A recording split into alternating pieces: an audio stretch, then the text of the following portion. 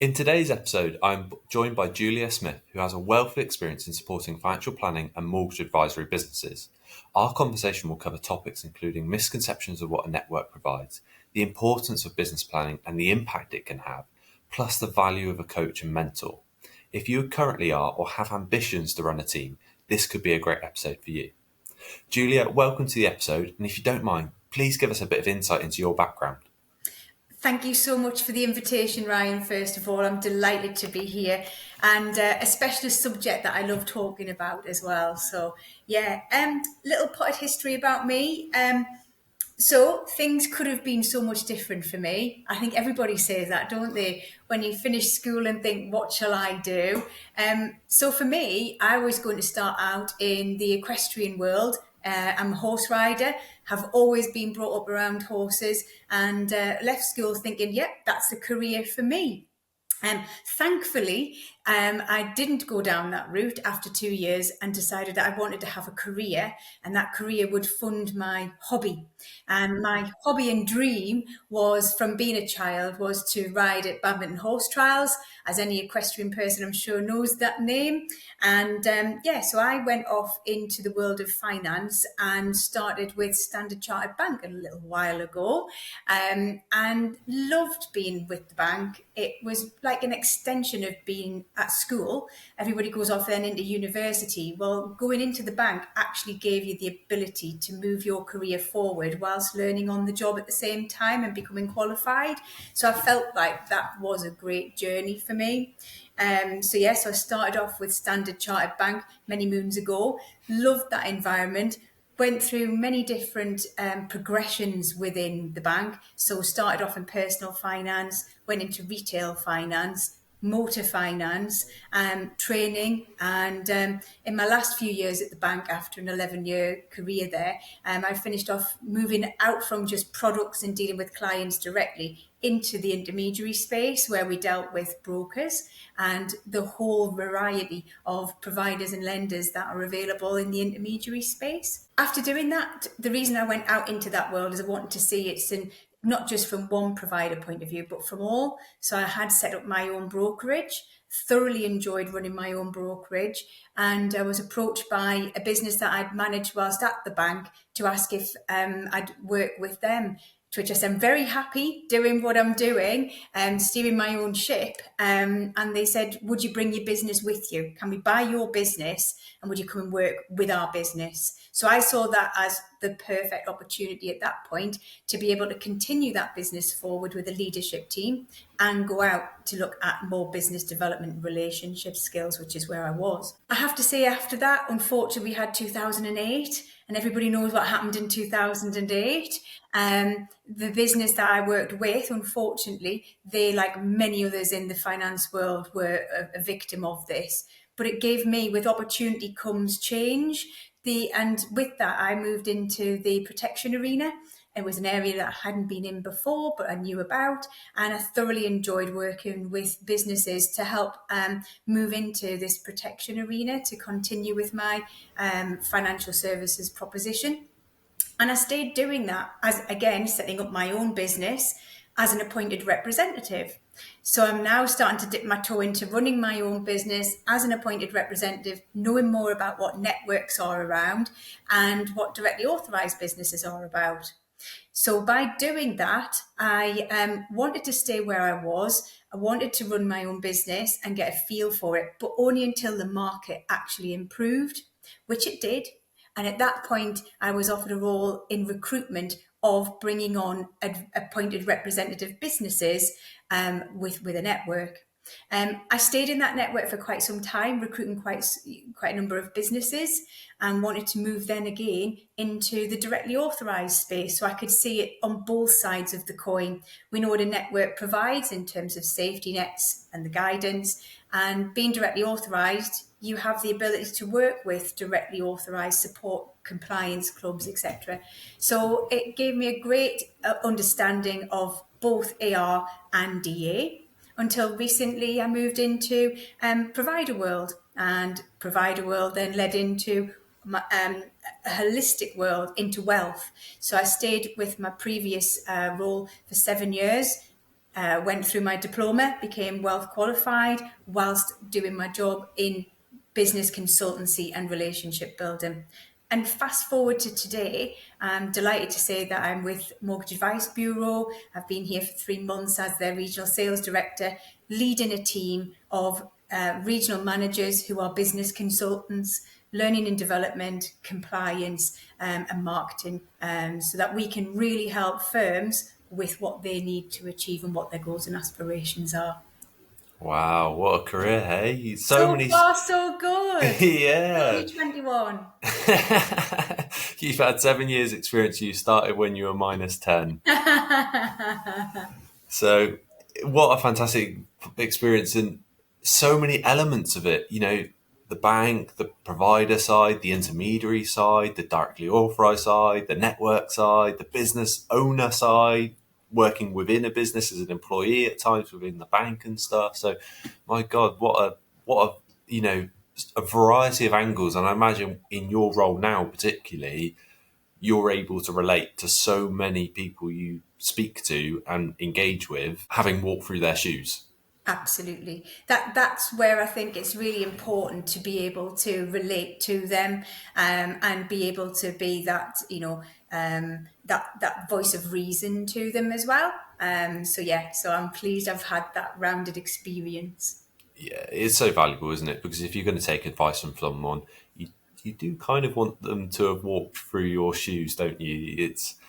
That's just a natural human thing, isn't it? That you're going to listen to someone if you feel they understand the pain points you're experiencing as yourself.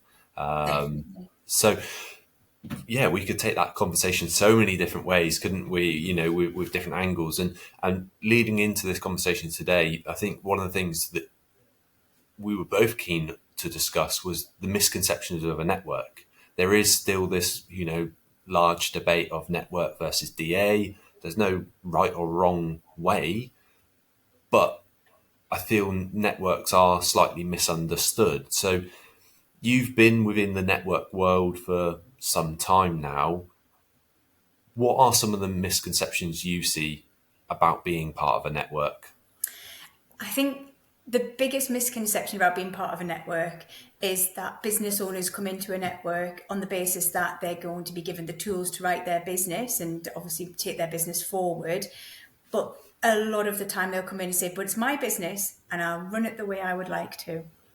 But unfortunately, that's somebody else's business that you're part of and who are taking the risk and are helping you and guiding you with what's needed in terms of their risk appetite. So, a misconception would be that you join a network, you're left alone and you can run your business. Who would want to be left alone? Why would you want to be left alone? Surely if you're joining a network in the name itself is all about networking and using the strength of the powers of that network. So yeah, that would be my first suggestion. Is it's a misconception that you would join a network and you can run your business the way you like. You can, within the guidance of that network and their risk appetite. Yeah, I see that hugely. It can be frustrating. Oh, I'm going to be restricted what I can and can't do. Well, actually, maybe that is a good thing. If you are too fast and loose with it, then that's a dangerous place to be. You need that person looking over your shoulder, giving you the helping hand to make sure you don't trip yourself up. 100%. And just to add to that, a network will invest heavily in its own staff.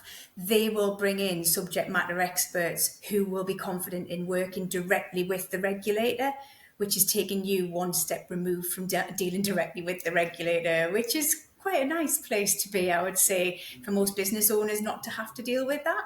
But then that's not for everybody. Obviously, being directly authorised would change that. But yeah, a network will invest significant amounts of money into the quality of their staff, the quality of their proposition. They'll do all of the due diligence with those providers, lenders, auxiliary products that everybody has access to. So there's an awful lot of work that goes behind the scenes. They are those that are at the forefront of cutting technology, making sure that we're on the front foot with what changes are coming down, either regulation or technology-wise, to give firms the chance to move forward quickly without having to do this themselves. Yeah. And I can imagine that's where sometimes the frustration can lie with not articulating what the network is doing behind the scenes. And it can be easy just to look, we're not going to worry you and not bother you by telling you what we're busy trying to do, whether it's compliance, whether it's marketing, whether it's, business planning for the network as a whole. But actually those within the network need to be aware of what they're doing, to be rest assured that they are trying to improve the proposition at all times. And so it's maybe that's where networks fall down slightly, is the lack of communication. Would you agree that's fair? I do agree. So, do firms need to know that the number of times that the network are talking to the regulator? Probably not, because if they did, they'd maybe be blown away by just how much communication is happening. So if you look at the new consumer duty regulation that's been enforced now, it's not a one and done. There's continual thematic reviews, which have always happened from the regulator. Dear CEO letters and tell us more about your proposition in this area. And they're really drilling down now. If you're directly authorised, you need to deal with that. You need to have a great, strong team who are able to look across and protect the network, so that they're able to answer the regulator, and be accountable to the regulator. But do we communicate that out to our network advisors? Only what we need to, which is, we've taken this for you, we've interpreted it, we know we're keeping you safe, and this is what we need you to do to be playing your part in this. Yeah. And I can validate that from my experience of working with both network members and DA members. The vast amount of DA members I'm working with are ramping up their compliance functions. And I've got so many head of compliance roles on my desk at the moment, because it is a full-time thing. If you're of a reasonable size, if you're, say, the managing director and wear the compliance hat, it really bogs you down time-wise of all the communication with the network. So head of compliance is a big thing. SMF 16, SMF 17 is another big thing that I'm recruiting for at the moment. And that's because it's so laborious, whereas a network, there's a whole team doing it for however many hundred or thousands of advisors at once. Absolutely right. Fantastic. So what other misconceptions and misunderstandings have you come across in your time? So I think this leads in perfectly to, they're expensive. What do we get for our money? Yeah, we've just talked about, if you're directly authorised, then you're recruiting now for firms who need to have their head of compliance with a compliance team. Then behind the scenes, you've got compliance check. You've got loads of different areas. So all of that is an expense. And that's an expense that the network will obviously invest in themselves to get the quality of people into their teams, to make sure that this is all taken care of. It all takes time, it all takes effort, it all takes money. There's no question about it. But again, a network will want to invest in the right people, making sure they've got the right quality to keep that network safe. Last thing that any network will want will be any regulators coming in with any fines against them for not keeping the business safe, and ultimately client safe, which is exactly what we're here to do.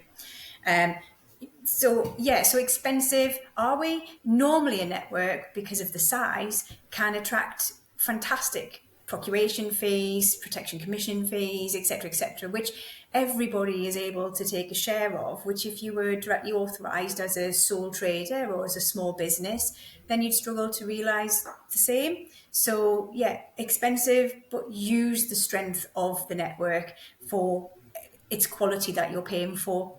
That's how I would see it. Yeah, and it's also then get out what you put in as well. So if there's resources that's freely available that you're not utilizing, you may feel it's expensive because you're not making the most of what you could be Yes, accessing. absolutely. Now, if I think about my role, regional manager roles, people in the team that I support, we're all expense. We've been brought in to do a role, and we are passionate about doing our roles with our firms. So use that. Use everything that the network has available, and create, as we've talked about just before, create your business based on really strong foundations with pillars within your business that each part of our network can support you with, whether it be marketing, whether it be technology, whether it be proposition, etc., whether it be advisor training. The network can provide this support, and they actively want to help you succeed. So it's really important to use the strength of the network. That's what you're paying for. Yeah, and I want to come on to that business planning piece in a minute. But before I do, and we may have covered elements of this already, but What would you say are the benefits of being part of a network? Clear communication. So, we've got so much information coming from the regulator.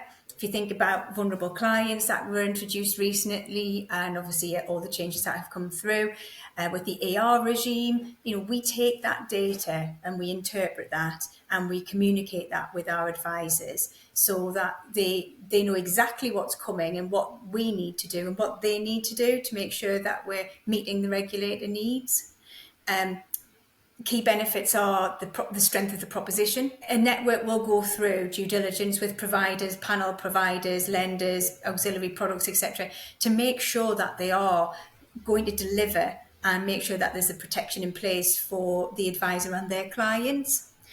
So it takes away the need for the advisor or the firm principal to do that work. It's all done, dusted, and it's continually reviewed. So if you think about fair pricing, fair value, we're doing assessments on a continual basis to make sure that these providers hit the mark.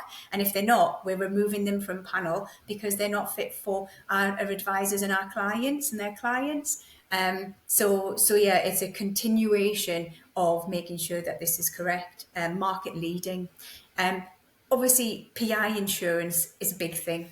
So key benefits are that you're part of a group who have got that cover in place, because if you are going to take that cover yourself, that's quite a tricky market sometimes, depending on your past history, any legacy issues that you have, any advisors that have joined you, all these areas that you have to consider yourself.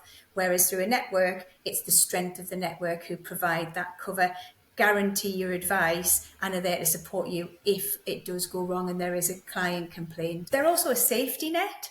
So, if you're bringing on new advisors, obviously normally a network will have a recruitment team. So Ryan, you speak to a lot of advisors, a lot of paraplanners, a lot of, like you said, when you're looking at building your business, you now want senior managers, etc. And it falls under the senior manager regime, under the AR regime. So there's more vetting that is needed. And again, networks invest in their team to make sure they've got the right people to assess the people who you're bringing into your business and make sure that that is in line with what the regulator would expect should they query anything at all. Yeah, one of the benefits I see of the network is the ability to sort of sleep peacefully at night, because a lot of those elements are being carried out for you and you need to know what you need to know.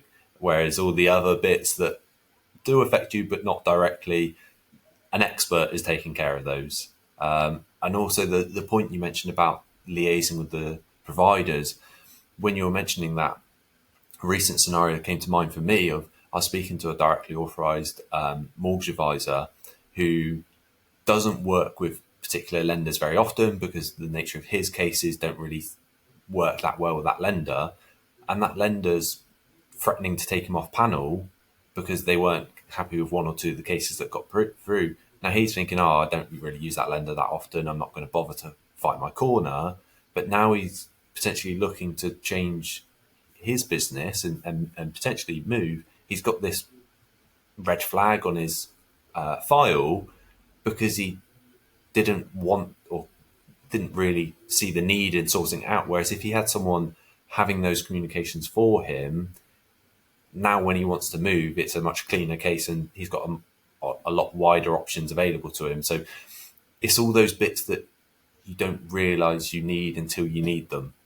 And this is the point in terms of where the network would inform and show the relevance to this as a practice principle of a network. So, lender MI is key along with everything else. So the conversations would be had around the quality of that advice. What are the sticking areas? What can we do to improve first and foremost so that that lender is very happy with everything that comes across? So there's the support from the training and compliance side, but also then from the practice principle side where you understand the importance of making sure this is right so that it doesn't affect the business. The last thing anybody wants would be to be removed from panel, no question about it.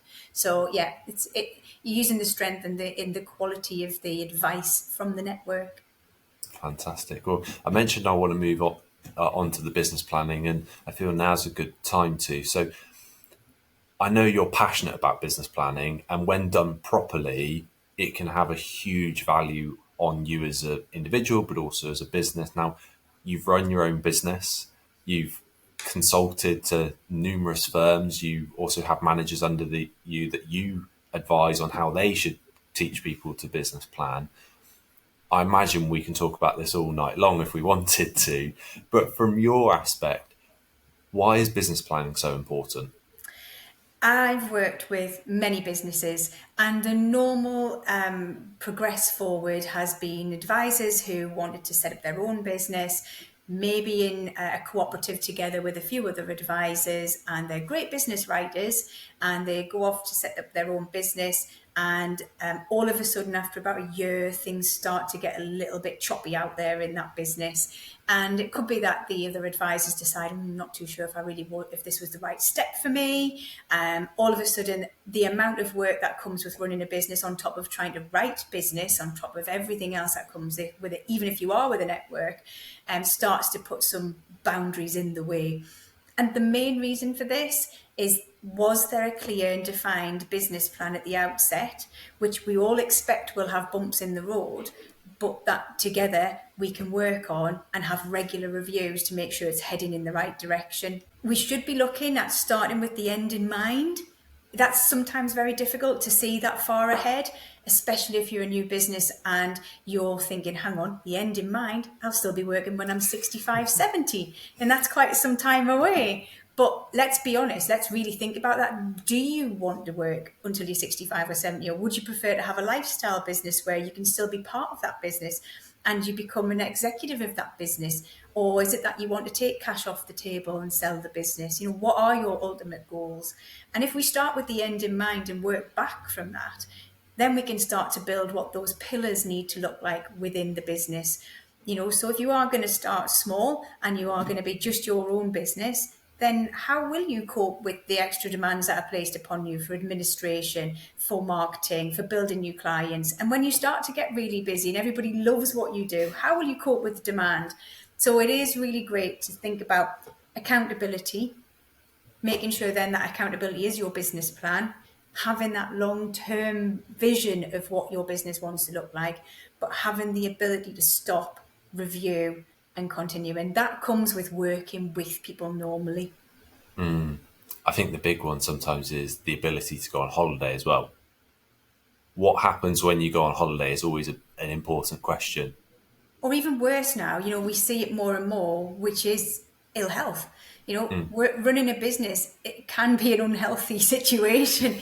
You know, stress levels and just sickness. You know, so we have to be able to have those contingency plans in place. So, you know, if you're a mortgage advisor and something did happen to you, your family, whoever, are you able to be able to hand the reins to somebody else so that there's a continuation, so that that client at the end of the day is able to continue to transact business and there's no detriment to that client at all.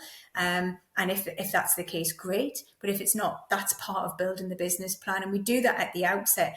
Even things like making sure that there is some form of personal protection in place should it go wrong, because you're moving, say, from an employed role into a self-employed role. Who's paying your sick pay now? So, you know, is there a contingency plan in place so that you know that you've got foundations, so that you know you can take your business forward confidently with and then focus on building it? I bet you must have seen some people's business plans change over the years when you sat down with them initially. They mapped out and said, Julie, I've done it. I've got the business plan. And then a year later, you sit down with them again and it changes. And that's totally okay as well, isn't it? 100%, you know, and it's great to have blue sky thinking. Yeah. So I'm going to set up my business today and in a year's time, I'll have written £1 million. That's wonderful. However, in that first year, if you do review it on a regular basis, you first of all, you'd question how, and if we've got a clear plan and direction as to how, wonderful. But let's be more realistic and let's make sure that we take our time to really build a foundation as opposed to a business that could crumble at that 6-month stage or 12-month stage. So would you then go in and dash some people's dreams and say, that's not realistic? Or Unfortunately, I have a smile, but yes, I do have a sleigh, which sounds awful, but that is my job. That is my job, to challenge, to make sure it's realistic, and to look at yes, I'm going to help you achieve this, but let's do this together and let's make sure it's realistic. Nobody wants to see anybody fail, which is why it is my job to make sure that we've challenged and pressed and made sure that we've prodded and poked to make sure it is suitable, to make sure it can withstand. And I guess it goes back to those pillars you mentioned at the very start of, if you want to write £1 million, well, you've got to have those pillars in place. You know, your admin support, the team around you. Where are you going to generate £1 million worth of, market or Clients. leads from? Yeah, Because absolutely. you need to generate £2 million worth of potential business to generate £1 million worth of business. So all those pillars then really come into play, and I imagine that's where I guess you would have chapters in your business plan then. Absolutely. And thinking about pillars, thinking about using the strength of proposition, we're talking about technology here, so building your own business. What are you doing with software technology and things that can help the client do more for themselves, so that you are getting the client ready to just do business with you, as opposed to, you may well then just be generating inquiries. What are you doing around your local area? Are you wanting to be a national business? All these kind of questions really come to fruition. And my job is to challenge them, but to really aim for the top and to aim for the highest goals, no question about it, but to make sure that there's an underlying underpinning there. And that's where the end in mind is so powerful, because if you hit the million, if that's the goal, should you hit it, fantastic, well done. But you've got to have the next thing. Absolutely right. Absolutely right. Is it 2 million? Is it a million where I only need to work 1 day a week? What is it that then goes from there? Absolutely. What is it? Is it so? I've dealt with businesses who say, "No, I'm going to have a 4-day working week." Marvelous. I wish everybody could have a 4-day working week. It turns out to no, it's actually more like 460 hours. But that's great. Have goals, have lifestyles, have a way of working that's going to be right for you and right for your team. Build a culture as well. That's a massive thing. If that's what you're going to portray and you want everybody else to follow suit, then we've got to make sure that we've built the right culture and support to be able to allow that to happen. Yeah, yeah, yeah, yeah. And by you consulting to these firms and helping guide them on their journey when business planning, and being the person to help keep them in check and what's realistic, would you say that makes you a coach or a mentor? So I think I am both to a degree. And I think it's really important to have both. Um, I think I am more towards the coaching side because I'm very passionate, I'm very performance driven, and that's what a coach is. If you think about a coach, you're talking about a personal trainer. So if I go back a moment to my beginning, which was I've always worked with horses, I've always enjoyed it as my hobby. For me, I wanted to have a job that would help me have that work-life balance. And I am certainly not shy of being up crack of dawn to get the horse ridden, or very late at night, driving off to meetings in Glasgow, leaving the horse in Glasgow, coming back after work to go and have a jumping lesson, so that I could get towards my goal, my childhood dream of riding at badminton horse trials. And I could only do that by investing in the right people, coaches and mentors. And I spent a lot of time with coaches, no question about it. And quite a few people have different coaches for different types of things. So for me, in my riding, I was an event rider at an amateur level, and I would have a dressage coach and a show jumping coach and potentially a cross country coach, because all three are different. They would also complement each other at the same time, because a lot of the flat work that you do for dressage, you need to bring into the jumping, but jumping is a little bit quicker. And a lot of the jumping is coached through the show jumping side, through the eventing side, the cross country side. So in a business world, you might want a coach who can help from a training point of view to get you the best confidence when dealing with clients. Or if you're going out to speak to business owners, you might want to deal with the NHS or BMW, all these big businesses where you want to present yourself well. So you'll want different coaching in those areas. Mentoring is more about personality, professionalism, and it's trying to help you from both angles. So what do you want to achieve from a personal point of view, and what do you want to achieve from a professional point of view? each are time bound, aren't they? So a coach, personal trainer, if you go to the gym, it's time bound. You might buy a block of so many sessions, and at the end of that 3 months, you're going to look like Arnold Schwarzenegger, for example. That's great. So you've got the end in mind, you've paid your money, you've got your set time, and they're going to take you on a journey to achieve that. And with a mentor, it's more about the longer journey. It's more of a lifetime, a life coaching, mentoring. And I see the benefit in both because I'm very passionate. I work with a lot of people and I want to see them succeed, both professionally, number one, obviously that's my job, but personally, because I care and I do want to see success. That's amazing. I love that analogy with the horse riding there. That is really insightful. And from your aspect, from a business, is it the accountability that those provide, whether it's a coach or a mentor, that can often be the real impact? Yes, so accountability in coaching, it's a contract between both. Yeah, both got to show up, both have got to do what they've contracted to do. Mentoring is, like I say, more of a lifestyle kind of thing. So accountability definitely comes more from a coaching, in my personal opinion, and you can step away from it. So if you've decided actually this is a bit too hard, I'm never going to look like Arnold Schwarzenegger, then you can change, you can back out of it. But it is definitely accountable, isn't it? And then with that comes 2 months later when you go, right, I was really looking forward to that holiday and I don't look as good as I thought I should. So you might go back to that contract with more gusto, with more determination. So again, for your business, you could take this angle. But on the flip side, if you're normally in business, you're dealing with an accountant, you're dealing with all these other people who are accountable to you as well. So yeah, accountability is a big thing. And this goes back to our earlier point of particularly a network where often, or if it's not, it should be part of that proposition. You have access to business development managers, you have access to people who will be able to provide their guidance to you. It really is about get out what you put in and make sure you utilize it, and don't just think, oh, I don't want to speak to so and so about my plans, I'll deliver them myself. Well, actually, those conversations should propel your business further forward. Absolutely. It's having the right people in the right seat to do the right job.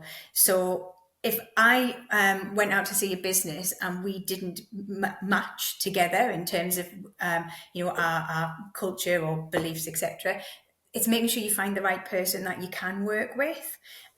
You want to make sure that you're on a path together. I've seen so many businesses where they do refuse the help because I say, I don't need it, I don't want it. And yet when they open the door and you build that relationship and then you trust each other and then you become integral to the business and then you start seeing the change, they're the rewards on both parties. Because for me, there's nothing better than when I start with a business who had been quite resistant to then move them forward and see the results and then come back to say, God, I really didn't think this would work, but my God, I'm so pleased we stuck with it. And it is working. That's when you see the difference. It's those light bulb moments, isn't it?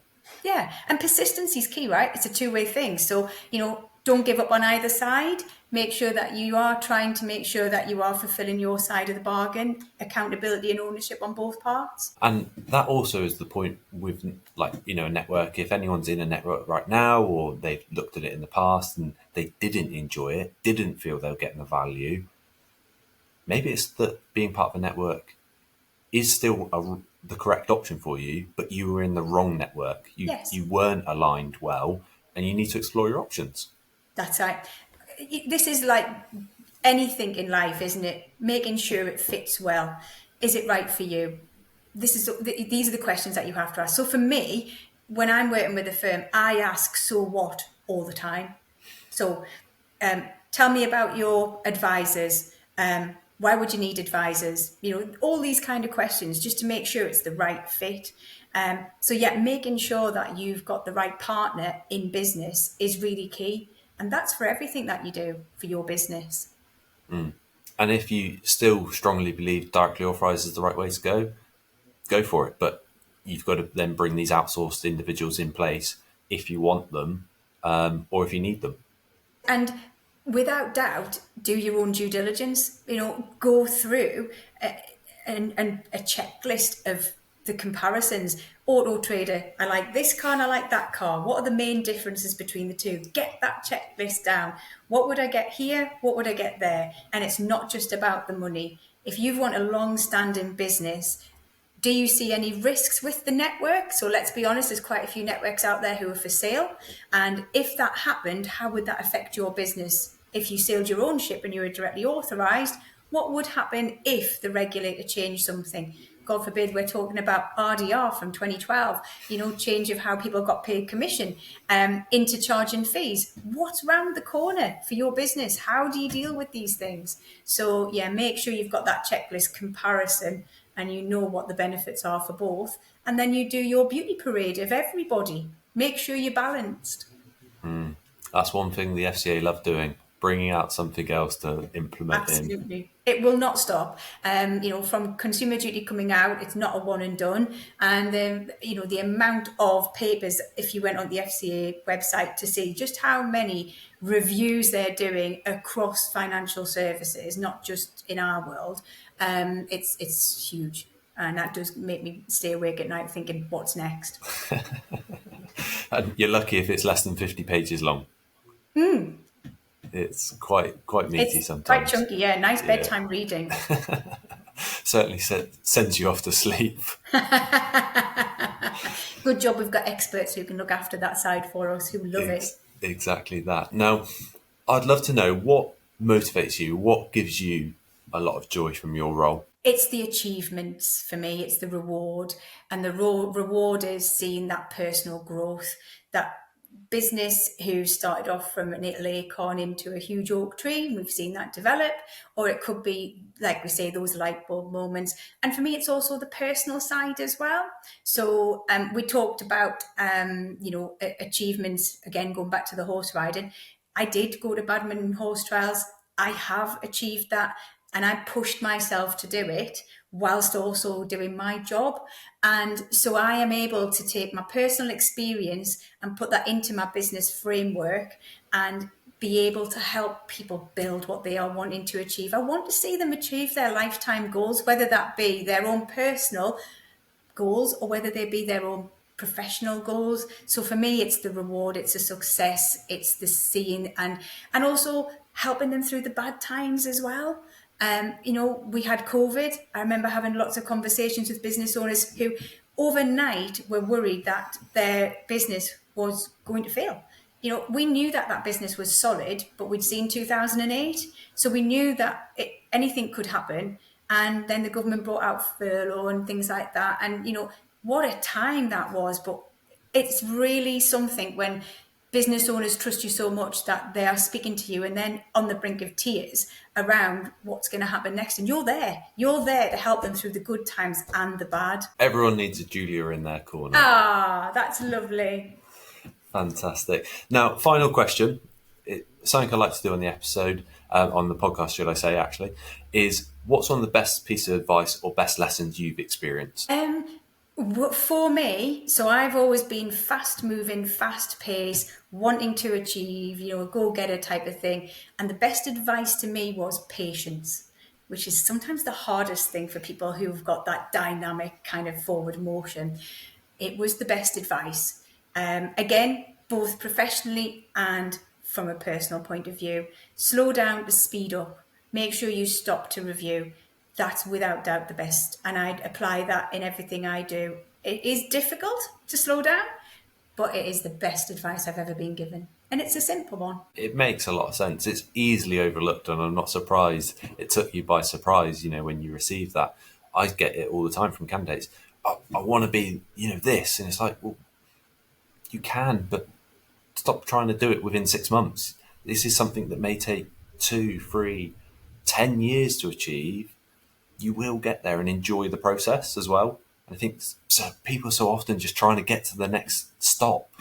Couldn't agree more. There was a fantastic book that I read, which was all about burnout, but it related to me in both a professional and a personal point of view. And it's so easy to burn out. You only just need to look at the amount of data that we're dealing with every day now, the speed in which life takes us today compared to 10 years ago. And if we went back 10 years again and 10 years again, it's just a continual cycle. So it's being able to slow down, review, make sure you're on the right path and move forward again. Nobody wants to miss out on anything, of course not. But sometimes you do miss out, and you miss out quite a lot because you've put yourself into that position because you've been trying so hard, when actually it might have happened anyway if you just slowed down. Really good thoughts. Well, that is a perfect place to end. And for our listeners, reflect on that piece.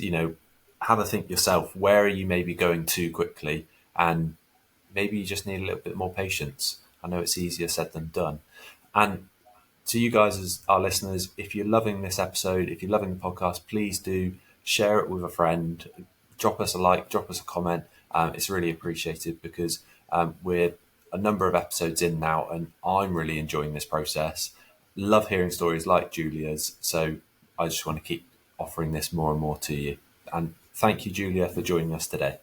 Thank you very much for the invitation. Wonderful work, Ryan. Thank you.